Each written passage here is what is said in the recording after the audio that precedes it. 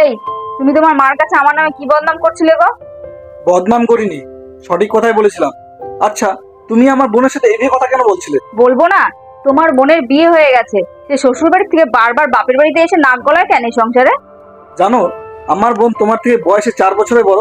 তোমার মা বাবাকে তোমাকে এই শিক্ষা দিয়েছে যে বড় মানুষের সাথে জোর গলায় কথা বলতে? তোমার সাহস কি করে হয় আমার মা বাবার নামে এইভাবে কথা বলতে? ভুল করে আমার মা বাবার নামে উঁচা গলায় কথা বলবা না। আজকে আমি একটা জিনিস ভালো মতন বুঝে গেছি। একটা মহিলা মানুষ যদি ভুল থাকে না, তাহলে সে তার ভুলটাকে লুকানোর জন্য যতটা পারে ততটা করে। আর একটা পুরুষ মানুষ সেই ভুলটাকে দেখার পর চুপ থাকে। তার পিছনে কারণটা কি জানো? সেই পুরুষ মানুষটা চায় সেই সম্পর্কটাকে বাঁচিয়ে রাখতে। আজকে তোমার মা বাবার নামে দুটো কথা বলেছি বলে তুমি তোমার স্বামীর গায়ের উপরে হাত দিয়ে দিলে। আর তুমি ভাবো যে তুমি আমার বোন, আমার মার উপরে কিভাবে কথা বলো। আমি তোমাকে কিছু বলি?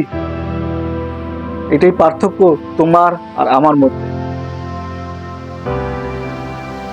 আর ধন্যবাদ এই চটটা মারার জন্য।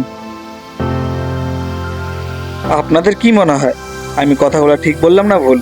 কমেন্ট সেকশনে অবশ্যই জানাবে কিন্তু।